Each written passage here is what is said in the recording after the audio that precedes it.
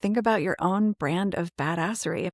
I have never met a woman that wasn't like a complete powerhouse once Yeah. she was deprogrammed, right? Deconditioned, or once she had gone through the unbecoming process, which is what I call it, right? That word was weaponized against us growing up. It just really recognizing like all of the places that we censor ourselves instead of being the badass that we are. That performance isn't serving your inner badass. And that the more you can get to know her, she will never lead you wrong, even if what she's telling you to do is naughty. That was just a snippet of my conversation with the incredible Monica Rodgers. Monica is a seasoned coach. She's also a podcaster, a spiritual practitioner, and intentional creativity facilitator. Well, more on that later. She is a true catalyst and mentor for awakening women. After stepping away from commercial success as a PR executive and building a small retail empire, Monica realized the profound value of living a life that is completely aligned with her authenticity and eccentricity. Now she is a tireless advocate for women's empowerment, using her expertise to help us interrupt the trance of unworthiness, dismantle limiting beliefs, and reclaim our inner guidance.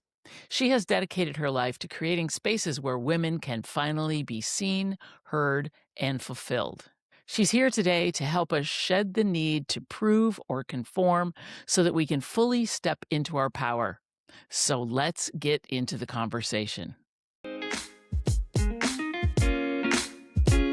You're listening to Midlife Strategies for Badass Women, the no BS podcast for women over 40 who are sick of playing by someone else's rules. I'm your host, Sue Willoughby, badass midlife strategist, truth teller, and professional fire starter for midlife reinvention. Around here, we don't do fluff. We do real talk, bold strategies, and badass breakthroughs. Because midlife isn't a crisis, it's your damn power move. If you're all in, unapologetic, and ready to reinvent, let's get started.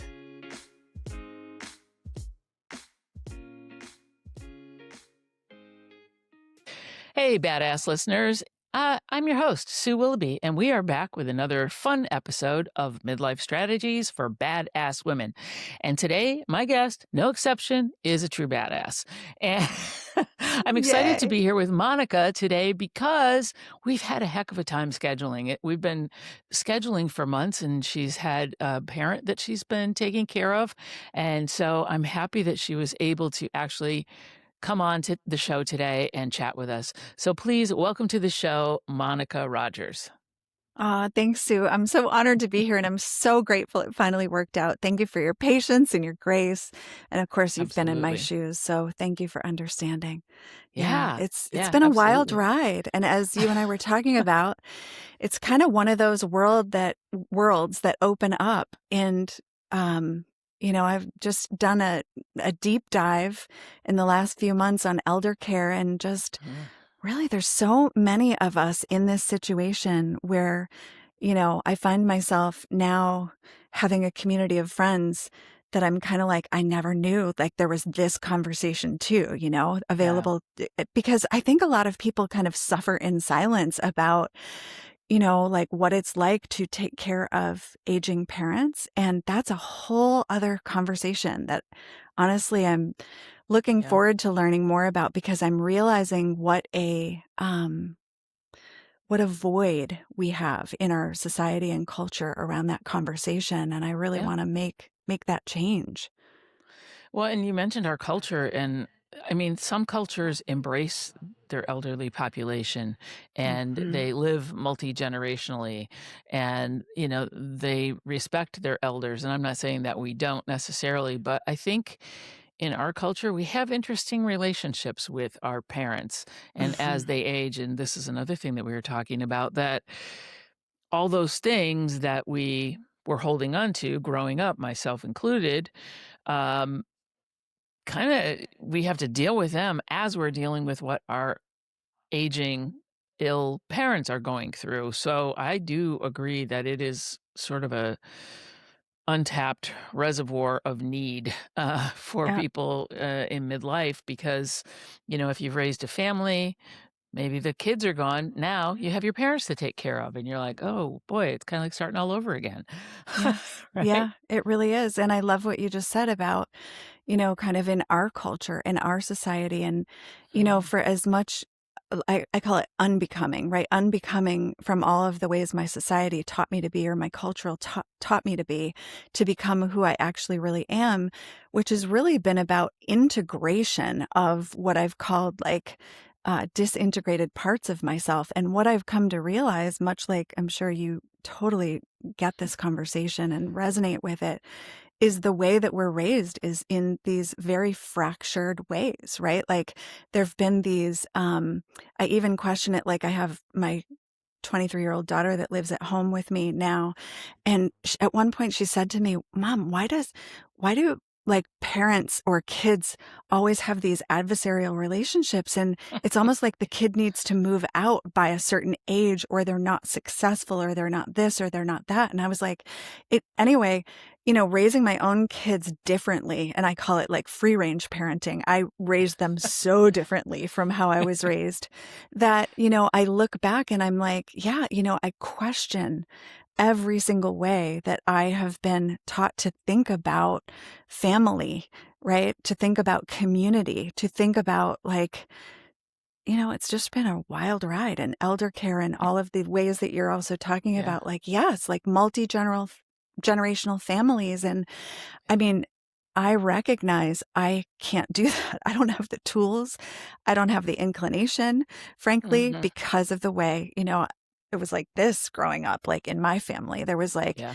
and we'll probably cross that bridge when we come to it, but it's been like really, really eye-opening. Yeah. Yeah, it is. And I think, like I said, I told you that, my mother and I had a very strained relationship because I grew up with her. She was an alcoholic, and then she quit drinking cold turkey, but had not done any Inner spiritual work. work, any inner Hmm. work at all. It was just, it was a different generation, right? You don't do Yeah. those things. So all the things that she was when she was drinking were still Hmm. there. Yay. And it was Hmm. worse even in some ways. I wanted to just say, have a drink, would you please? Because you're making me nuts. Yeah. Yeah. Yeah. Seriously. But yeah, it was, yeah, all the bitterness, all the pain, all the trauma, all the whatever was still there Doesn't because go she hadn't. anywhere. No, it doesn't go Mm-mm. anywhere. It just comes out in a different way. And I'm like, ugh. So yeah, that made it difficult. But it does, then sort of taint that relationship. And then when they need you, when there is that need as they're declining, it was hard for me in many ways. So I want to get into a whole therapy session here about it, but you're right. I mean, it's definitely, like I said, it's, when I don't have kids. I never did have children, but I do know all my friends that have kids, when their kids are small, they had mommy groups, right? So they had Hmm. this little support community. There's no there's no grandma group for us, There's no No. group for women with aging parents because guess who ends up taking all the responsibility? We do. That's right. And it is exponentially, imbalanced. Like it's more daughters that I find Mhm. do the work. Yeah, Like this is what I'm that's what I learning. And mean. Yeah, also that there are so many kind of challenging emotions that come up. Like you said, there's resentment, there's grief, there's there's guilt. guilt, there's shame. All of There's it. like a whole, so it is a entire conversation. And it's, like I Yeah. said, it's an area that I have not, like, again, I'm just venturing in and I'm like, whoa, like, maybe this is, just an Odyssey adventure that I need to really Yeah. be a part of because it's, again, I want to also kind of like, when I look at my whole life, I see this thread kind of running through the whole thing. And it's this thread of like everything that has ever been taboo to me has been like the magnet, the thing that has attracted me. Oh, yeah. The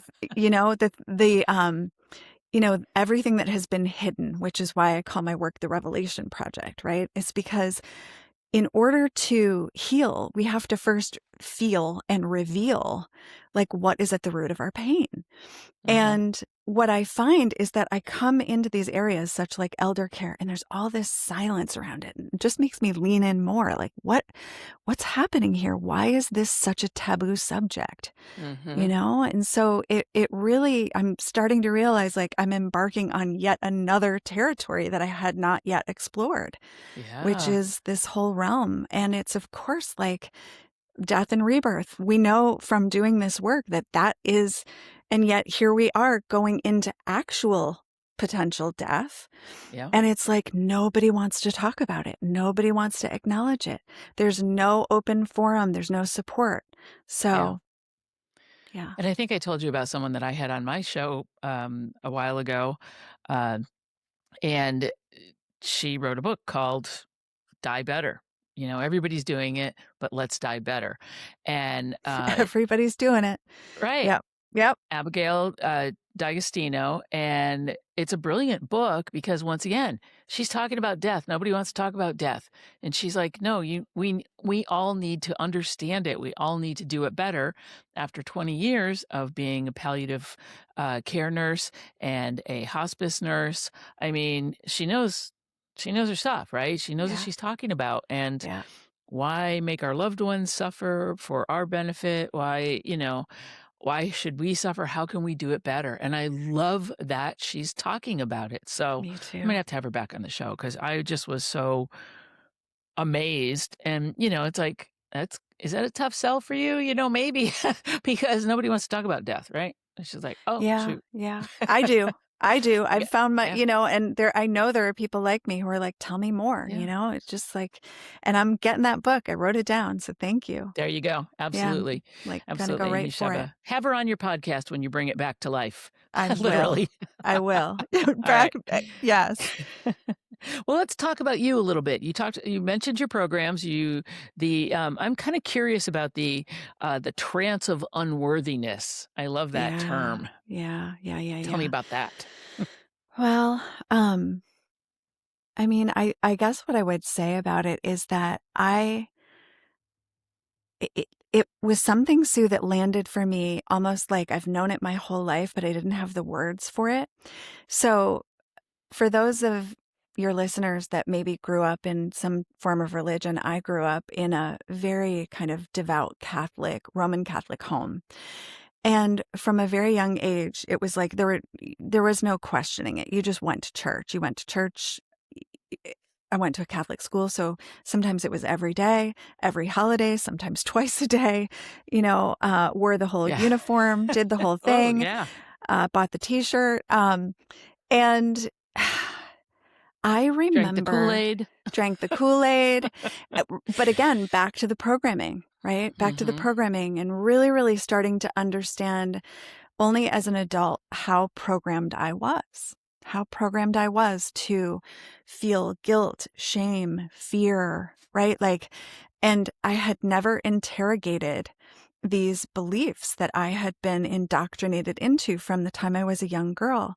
And I find that even though there is a form of trance of unworthiness for men, that the one that I talk about with women, which is very familiar to all of us, is kind of like death by 1,000 tiny paper cuts, where women are fed these messages, just small, slight, sometimes they're big ones, but it's like, girls can't be president. Don't run like a girl. You throw like a girl. And I will never forget standing in church. I must have been about 6 years old, listening to the priest at the front of the room talking about Eve, Adam and Eve being kind of the curse, and Eve being cursed for the rest of her life, and women and blah, blah, blah, and women's place in the world.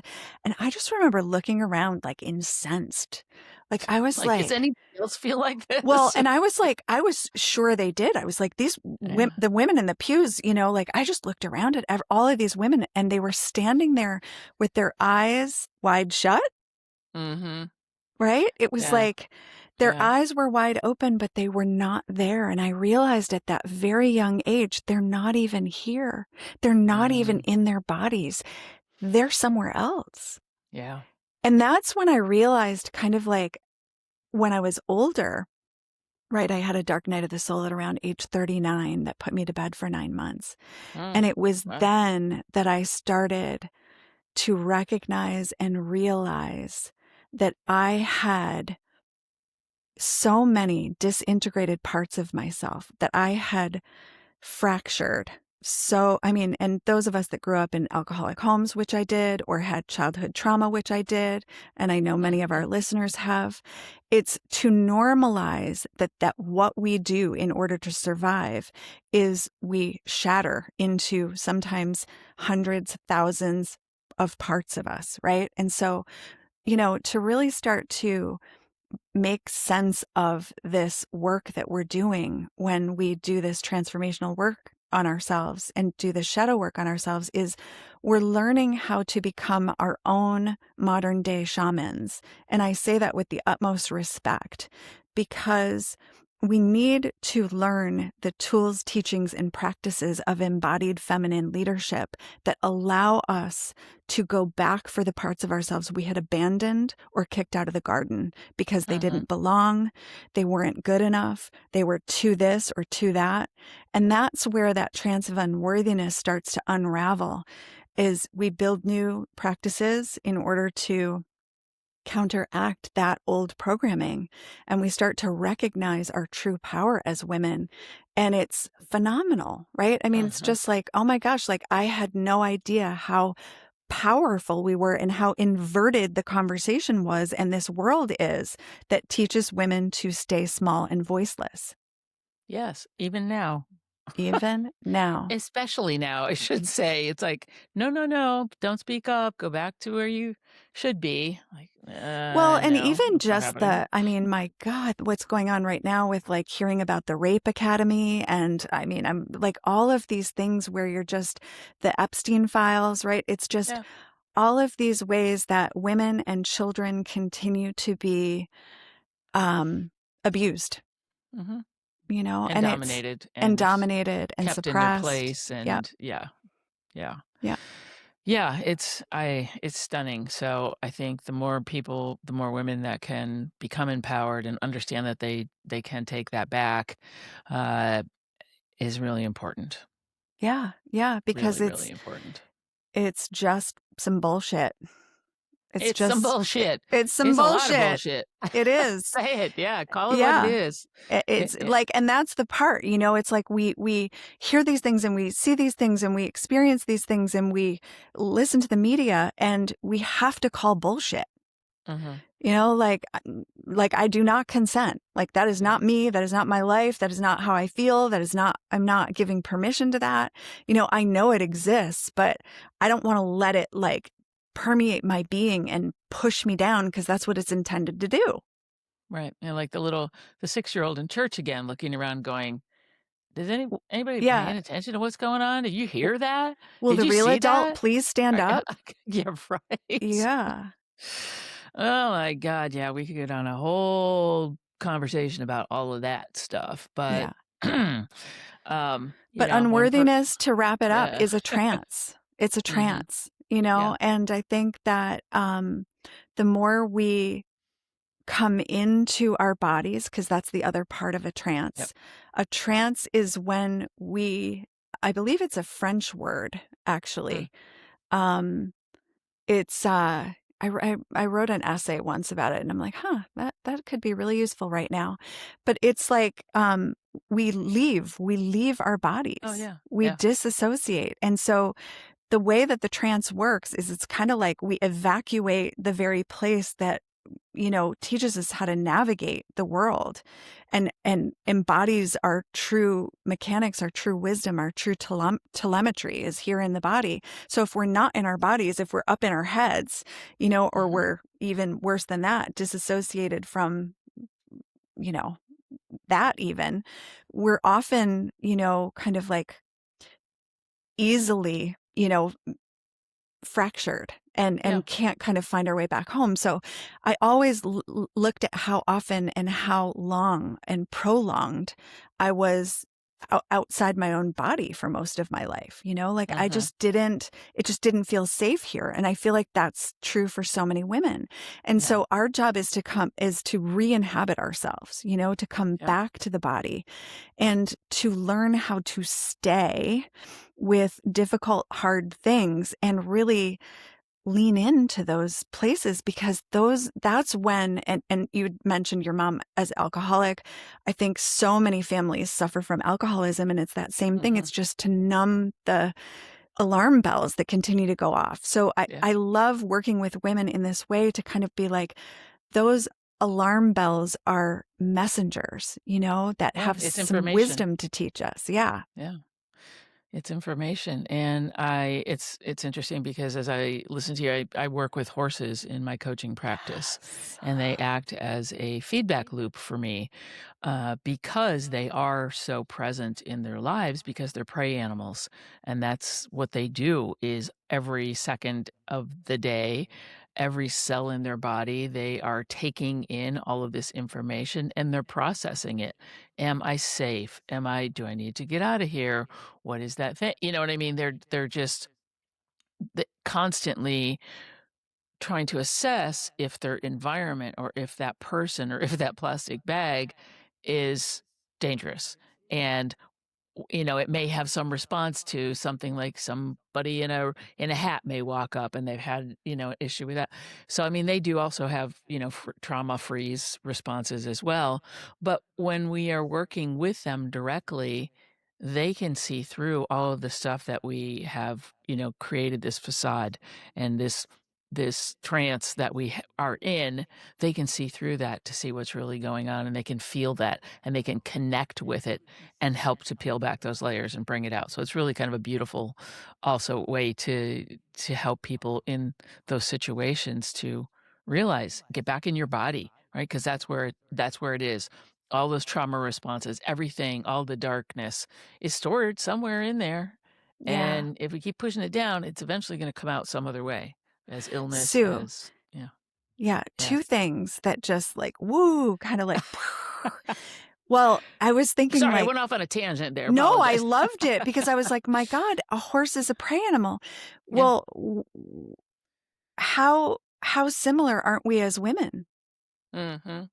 Right? Like Yeah. when I think about the gifts that I have developed as a prey animal, okay, and I'm saying that kind of like I'm just trying it on for a second. Yeah. Yeah. Um, because I think there's something there. Like there's something there for women in this culture and the way that we again are conditioned. I think once we come back to our senses, once we come back to our bodies, we have those same or similar capabilities. We Mhm. have these incredible gifts because I think of our trauma of living in a patriarchal society.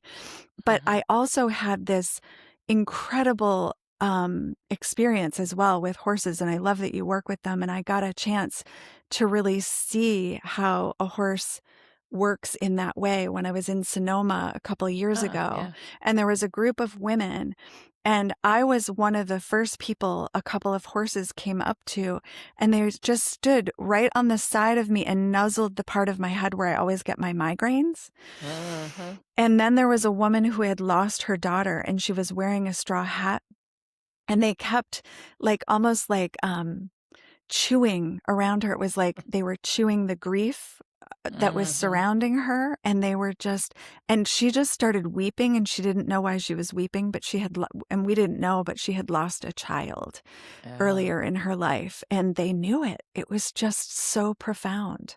Yeah, they have their heart energy connects with our heart energy, and they, like I said, they don't judge us.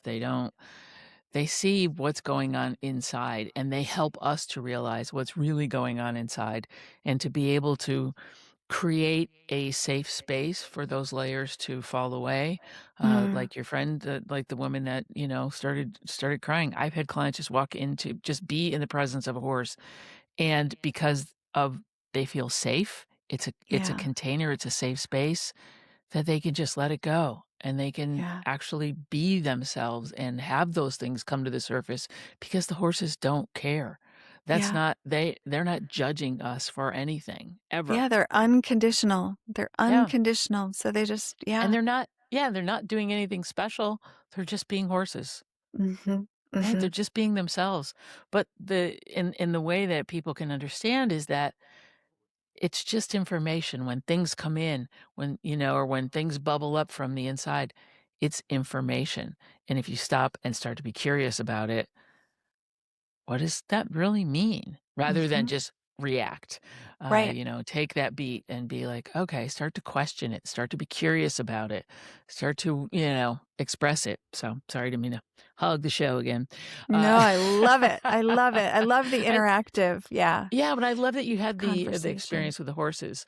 It really is a beautiful experience, especially in a group, to do, some Equus coaching as a certified Equus coach, and it's beautiful because people can see other people that are in session and feel what Totally. they're feeling, and the energy bubble. I'm very big on energy and Reiki and all of that stuff Me too. So too.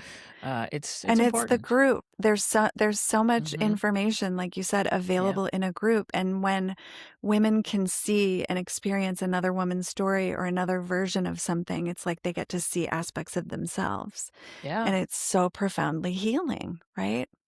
and know you're not alone. Yeah. Yeah. Yeah. Just like even when we've connected before I hit record, and we're talking like, "Oh, yeah, that, oh, yeah, absolutely, I dealt with that, I dealt with that, I dealt with that, and I've been there," and, there's so much. And I think, like you said, as women, we tend to, be the caregivers and do all the things and not look after ourselves, we look after everybody else because we Yeah. want everybody to be happy. I was a Yeah. big old pleaser for a long time, not necessarily with my mom, but with other people. But that made me like I wanted people to like me, and so of course I'm gonna Yeah. say all the things and do all the things and make Well, myself and crazy. And And Sue, I often talk about kind of like one way to know if you're in the trance of unworthiness is the 4 Ps: pretty, pleasing, polite, and performative.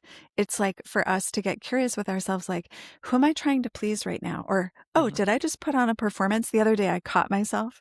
I hadn't been peopling in a while, and I saw Yeah, right? I saw a friend in a grocery store, and I literally was like, eh, and then I was like, oh my God, my face hurts. Like, what am I doing? Am I performing right now? And then I was like, oh my God, I'm totally performing right now. I was like, just wanted to get in and out, but it's like I can still catch myself, yeah, and it's not about us never getting caught in it. It's about noticing it quicker and recovering faster and yes, and loving ourselves through it and just being like, oh, that was, performative Polly just showed up, in the right, grocery store. But whatever the thing is, but I love those 4 Ps because they yeah, I love really that. do really like resonate with so many women because, again, like, am I pleasing somebody? Am I trying to be polite? Am I trying to Mhm. show up like polished, so that I can be accepted or whatever the thing is? And Mhm. there's so many of us who, unfortunately have, it's like our authentic self is so interesting and creative and fascinating. And yet, we avoid being our true selves most of our lives until we get to the point where we're like, who the hell am I performing for? Why am I Yeah, doing this? yeah. Like who cares? Who gives a shit? Yeah. And like, I'm Like, so much more interesting when right? I'm true to myself. Right. Yeah, yeah. Hmm. Yeah, people want to see the real you. So speaking of that, you mentioned the word creative, and I Mm, know that you took some time to go back to or go to art school yeah. to get more in touch with your creative side. And had you been a creative person originally, and you wanted to get back to it, or is it just something that you always wanted to do? Yeah. Such a great question. So, you know how people tell you to look back at your childhood and look at what you love doing, and Yeah. that's so much a part of who you are. So when I was little, okay, like I used to love like so many of us, but like for me, it was like imaginary games. It was like, I think of this one time I set up like a cellar in a bulkhead. Like I pretended I was a witch and, brought in potions and set up the cellar as like, and then I would always, so there were things like that. So it was always like imaginative play. But then if I would walk into either a bookstore or an art supply store, it didn't matter if it was in a hardware store, I would just be like enraptured with like the paintbrushes and the potentials and the paints and the possibilities. And there was this one particular art store that we would go to growing up when we would go to Maine. I grew up actually in the Midwest, but we would go every summer to Maine and spend a couple of weeks. And it was super boring there, but there was this art store and we would go in and we would get supplies. And then I would take the supplies home and just lose myself in artwork. And I loved it. Yeah. And then I was one of those kids that never did well in school. Same. Oh my God. Never did well in school and actually believed I was full on stupid. I really did. I chose not to do well. That was my I chose you know not what? to. I remember making that choice too, because it was kind of like damned if I do, damned if I don't. Mm-hmm. So I kind of remember like feeling like my parents already kind of like think that I am obstinate and whatever. So I'm just not even going to try. It was that kind of thing. Yeah. But the truth was also I had been transferred to so many different schools and I had a lot of learning gaps. I also think I'm neurodivergent like so many of us, and I just don't learn. Probably. As I've come to understand, so many kids don't. Sitting in a desk all day from class to class, 8 subjects a day or whatever. Like to me, it's torture. Yeah. But I digress. Where I always ended up gravitating towards was the art room. And I somehow would always find the art teacher. Yay! Okay. And so I remember when college, everybody was applying for colleges and everybody was like applying to these Ivy League colleges. And I just remember feeling so anxious and my art teacher pulling me aside at one point and saying, Monica, you have a portfolio of work, and I bet you if you photographed this work and turned it in to several of these art schools that you could get a scholarship. I didn't even know there was such a thing as an art college or an art school. Yeah. And so I did it, and I got accepted to 5 different art schools with scholarships. Wow. And I'll never forget being so proud. And my dad, bless his heart, was like, honey, you're never going to find a man to support you in art school. Womp, womp, womp. Right? Just like, oh, is that what college is all about? But that's what, for him, it is what it was all about. Oh, absolutely. Right? And for that generation, my dad, by the way, he was an older father. So he was 50 when I was born. Right. Okay. Yeah. So I'm now 55. He was 70 when he passed. I was 20. So at that point, he just wanted me to, be practical. Sure. So I was practical. So you didn't go to art school? I didn't go to art school. So instead, I cheated my way into a college, which is another story for another time. And okay, this is actually worth talking about. So I'm gonna just tell you the story really quick. So I had a friend down the street who was a straight A student, and in those days, in order to matriculate students, they would put a gold star on the applications that they already knew that the student was accepted. So she came home from this school she had gone to visit, and she said, I know I'm not going to go to this school, but you should fill out this application. And it had a gold star on it. So I filled it out. And we got an acceptance letter right away. And I got the good slap on the back from my dad that was like, great job. I knew you could do it. And then 3 days before school started, he got a call from the dean of students. There's been a terrible mistake. And wouldn't you know that my dad told me to go get my writing and my portfolio and get in the damn car. And he drove me all the way to New York, probably paid off the dean of students. And they admitted me on probation. But that's also the kind of troublemaker I was, I brag, I was the girl that was always like looking for the shortcut, looking for the back door, looking for a way to figure out how to get accepted, how to belong, right? Yeah. Yeah. So I love that. That's so funny. yeah, so here I That's was, good. and creativity has always been a part of my life. Like as an entrepreneur, I would figure out a creative way to make money, right? I mean, that's just as artistic as actually Yeah. painting. Yep. So my whole life I did that. So my artistry was in my podcast. My artistry was, experienced through all of the different businesses that I built over the years. But at some point a few years ago, I just got to the place, and I think I told you this, Sue, where I realized that I just kept building myself like a more comfortable cage time after Mm-hmm. time. It was like a prettier cage, a more successful cage, but at the end, it was still a cage. And I Mm-hmm. was just like, it was also right around the time that I'm just going to call it what it is, a genocide was happening, Mm. right, in Gaza. And I just got to the point where I was like, I have no more words. Like, I'm like done talking Mm. about the sacred feminine and all of the ways that women are deserving, worthy, powerful. Like, I was just like, there's something here that is calling to me. And so I kept sitting in meditation. And that is when I met this artist part of myself that was still 19 years old. And she was like, hey, remember me? What if we took a Yeah. break and went to art school? And immediately, my very conditioned self was like, we can't do that. That's not practical. You have to earn money, and I just had to keep like sitting with that quieter, wiser voice that was like, we've got this.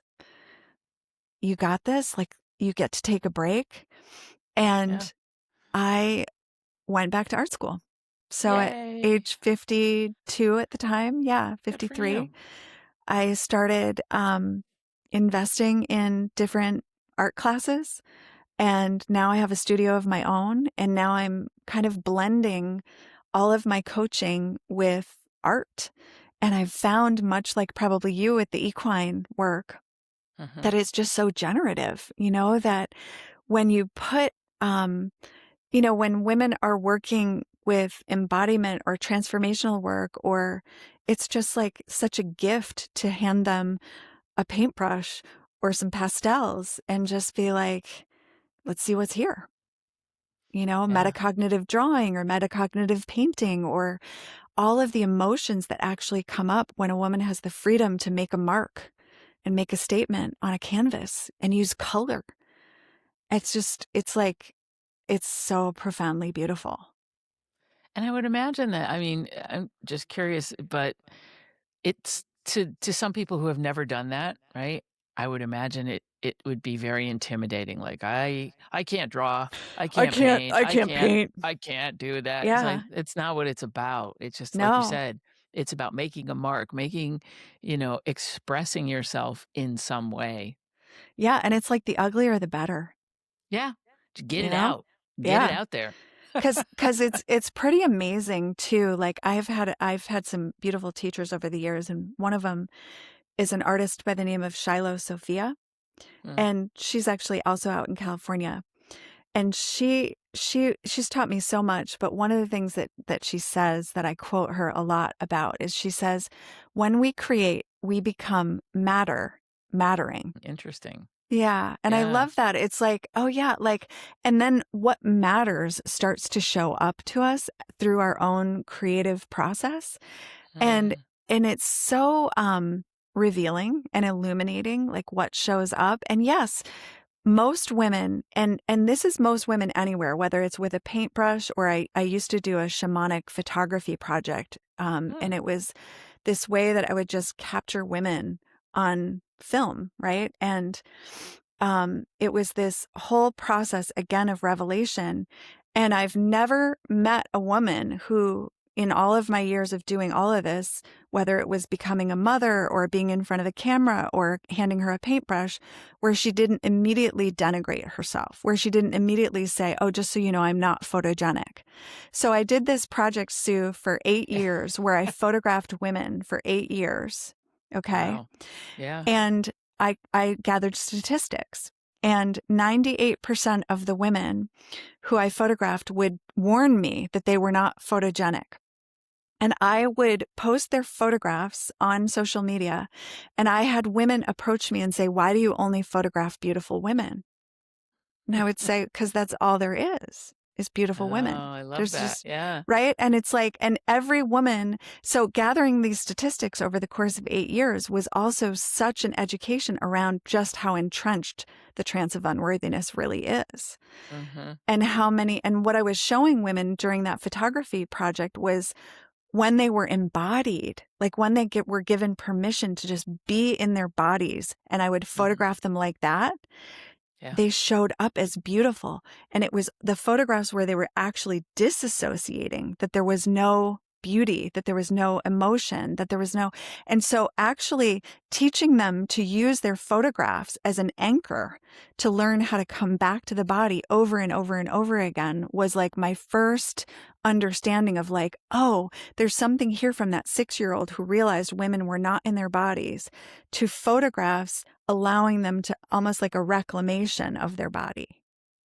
So it was so Interesting. cool. Yeah. I love that. Yeah, I think that's very cool because we do see, I mean, let's face it, the imagery that we're fed, uh, and to be honest, right, I was 5'10", so I've always been tall for my age. Yeah. I'm a lesbian, and so it's like I never fit into that mold of pretty girl and Yeah. all of Yeah. that. So I always felt like, oh God, and I stories about that kind of stuff. But um, so yeah, I mean, you really do have to kind of come to terms with all of those things that it doesn't matter. But It we are doesn't matter. fed these, I mean, even on Instagram, on anything, Yeah. everybody's living their best lives and everybody's beautiful and everybody's thin and everybody's whatever. Just be yourself. And that's why I love it when you see, actors uh, aging in front of the camera and playing roles. I mean, like Meryl Streep, look at her. I mean, she's Yeah. amazing. Yeah. Yeah. Very little work done as far as we know. But um, and then you see other women that are like have had so much work done that they're unrecognizable. Yeah. Yeah. And you're like, why can't you just age? Olympia Dukakis was another one that I just thought was amazingly beautiful. Yeah. You Yeah. just, aging gracefully, we can all do it. And it's We not, can all do it. yeah, Yeah. our faces are changing, our bodies are changing, and that's just what happens. Yeah. So, Yeah. I love that you did that, and that's amazing. I love that project. You should turn it into a book. Oh, you know what? I have thought about it, and anybody who wants to see the photographs, they're still on my website. They're like Oh, in a cool. little hidden section, but Oh, neat, it's yeah. yeah, I still some days think like, yeah, I need to take all of this data and put it into a book. And I probably still will at some point, Sue. I Uh-huh. mean, I feel like part of this sabbatical that I've been doing is really for me feeling into like, what is this next creative expression that I'm really here to, yeah, like whether it's a book or whether it's to continue painting or whether it's to continue teaching, probably a combination of all three. But I feel like one thing that's really been occurring for me behind the scenes is learning to follow my own flow, like recognizing how much of my day was programmed around kind of this patriarchal pace, and Mm, recognizing, starting to really, really listen to my body in a different way. Like over the course of the last 2 years, I've realized slow mornings are for me, like literally like super slow, um, like nice big breakfast mid-morning, taking a walk, not even starting to work until 1 in the afternoon, and huh. realizing like I have a rhythm that's all my own. And I've never, ever heard it before because I've never had enough time to listen, right, to the way my body works. So what I've Yeah. been really also tuning into over the course of these last couple of years is like, what is coming from me that's not from this place of proving, that's not from this place of pressuring myself, that's coming from this place of like inspiration and generation and wanting, like getting in touch with a true desire versus kind of like pushing myself into the next thing. But it's starting to bubble up. It's starting to percolate. And I find myself having more and more energy the more I've been kind of like allowing myself to just have this time, which I know, again, is a privilege, right? Like I do totally get that. But it's a privilege that I've created for myself too. And I'm just really grateful because I'm learning something here. I'm learning a lot about not only myself, but about women's rhythms, women's, it's kind of like part of the big body of work. And so someday, how will I kind of take all of this wisdom I've gathered from the photography project, from the podcast, and what will I make of it, right? That's kind of the next question. Well, I love that you gave yourself exploring. permission to take that sabbatical and like you said, it is a privilege, but we can take little mini sabbaticals as well, right? We can take some time out of each day to sort of sit with that, and whether it's meditation or whether it's just being aware of what is lighting us up and what isn't lighting us up, because we don't have to do stuff that's not lighting us up if we don't want to be honest. And that's actually more closer to the truth for me. I find my direction a lot based on what I know I don't want to do. I don't often know, oh, this is the thing. I just often eliminate like, no, not that. No, not that, and then I find my way like, that feels better. That feels, and also, I don't know if you get into human design at all. I was just going to ask you the same thing when you were talking about, okay, are you a projector? I'm not. I'm actually a pure generator, but I'm an emotional generator. And that has been really fascinating for me because, so a generator is built to respond. What are you, by the way? I'm a projector, so you I are. have to wait to respond. Yes. Right. Yes. And the generators or to be are the ones invited. Yes. I have to wait to be invited. Exactly. Yes. Yes. That's a little bit hard considering I went through my life as a generator, like hammering it all the time, doing, and Totally. that's not the energy cycle that I have. So it was a rude awakening for me. I'm like, oh, but it certainly made a lot of sense. Yeah. Yeah. And I have so many projectors in my life. I love projectors so much because they are so wise and they are so, what's the word? It's like, I've never felt so known as I do with a projector because they can merge, right?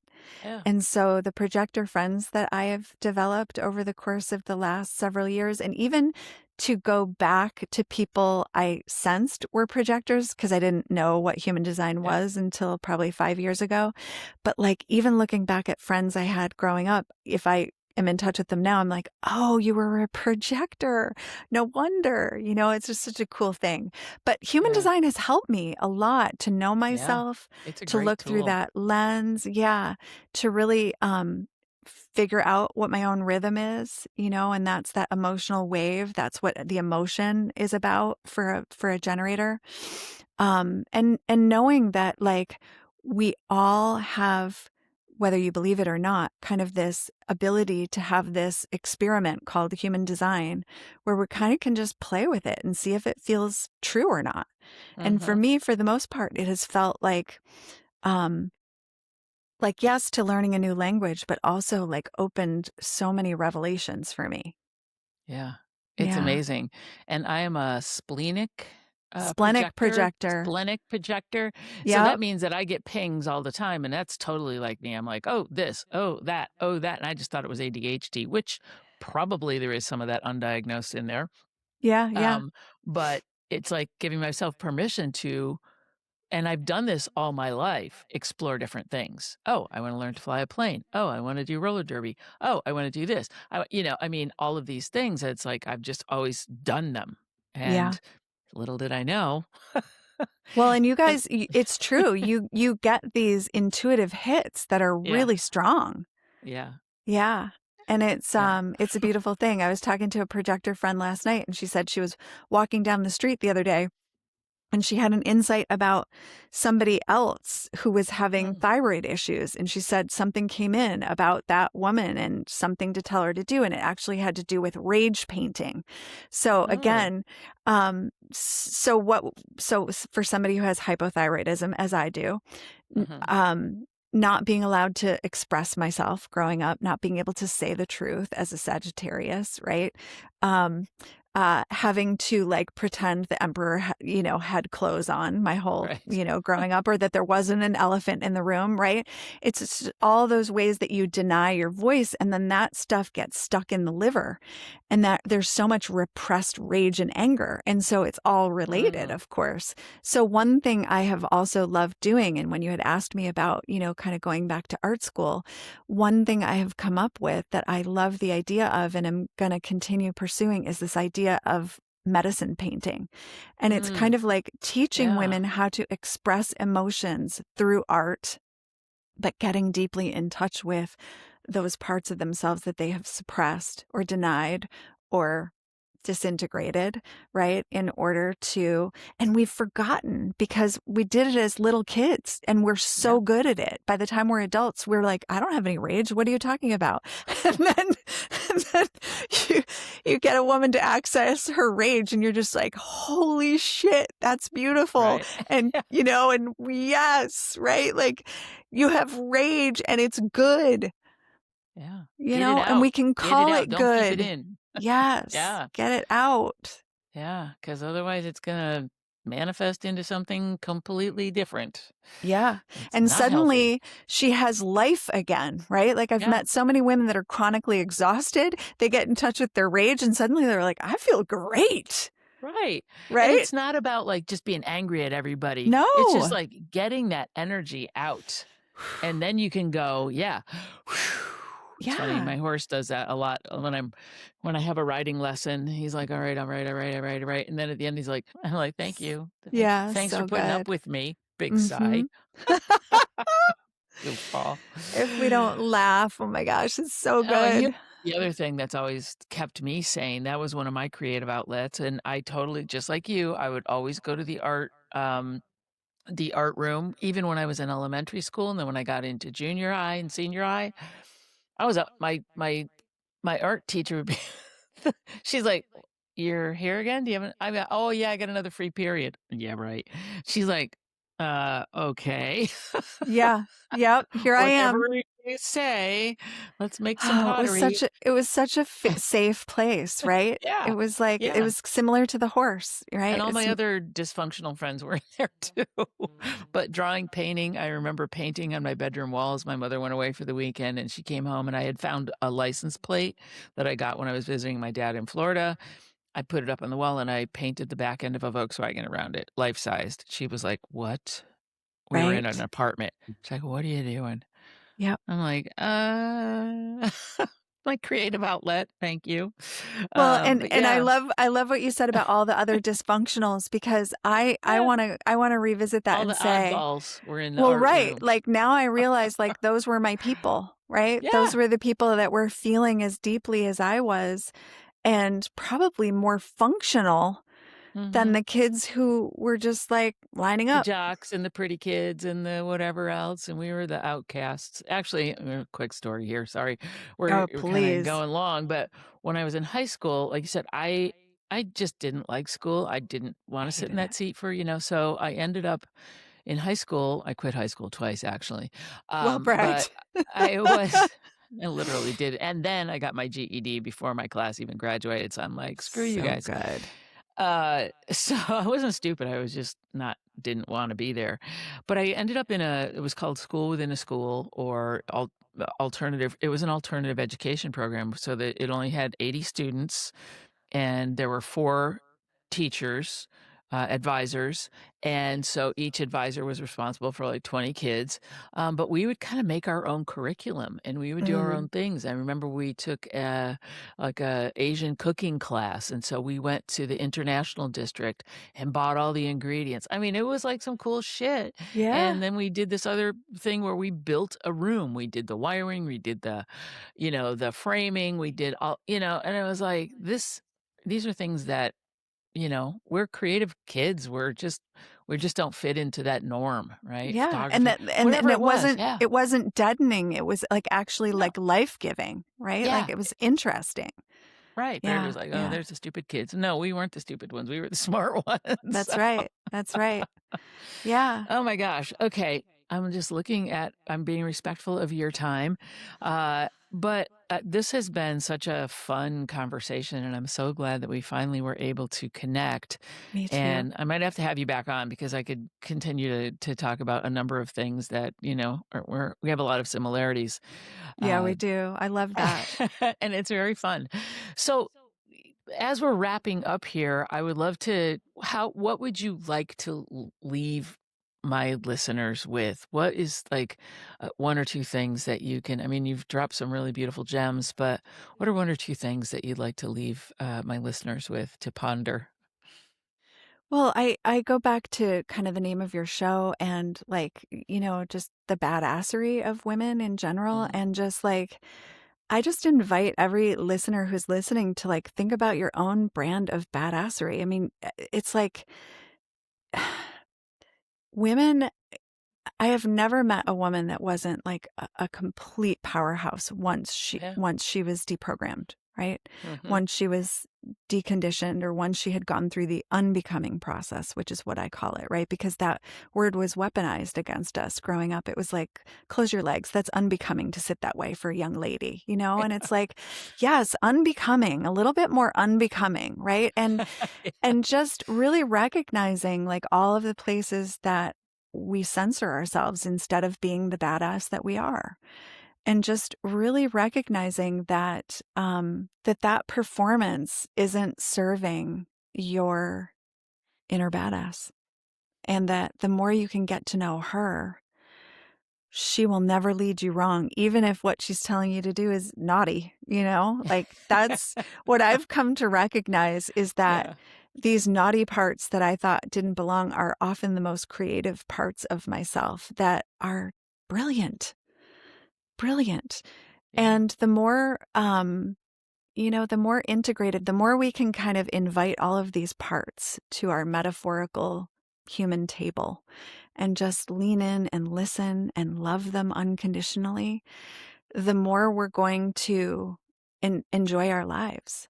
And I would also say, like, often many of us have been trained to be wary and suspicious of other women, and I say, like, there's a way that we've been conditioned in terms of what sisterhood is and what it really is.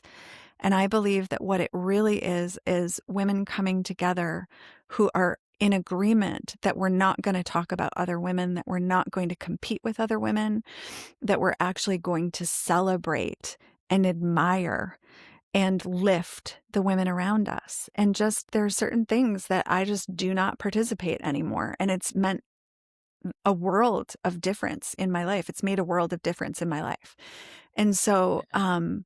I just want to see women be in community, because that, to me, it's like, first a woman who, is willing to be her badass self, and then you get a bunch of badasses together and you're just like, holy shit, like, this is why they didn't want us in circles. This is why they pitted us against each other, is because badass women are powerful beyond measure when we Yeah. come into community. And this is where we're at in the world right now, is like, we're starting to recognize and realize that true sisterhood is this other whole way of being that's available to us. And I believe that the more we come together in true sisterhood, the more we're going to change the world just like that. Like, when it happens, it's going to be like a wildfire, because we're already right. The more we hit that tipping point, and it's Hmm. just going to ignite. I thank you for saying all of that. That was beautiful and so true. And we do need to come together, and we do need to tip the scale Yeah. in a different direction, and take our power back and continue to honor all of that. So thank you Yeah. for saying that. That was beautiful. Yeah. Thank you for Monica, having thank you me. so much thanks so much for being on the show. It was super fun. And yeah, I'm really happy that we were able to get together. And I wish you all the best in your continued journey with your mom.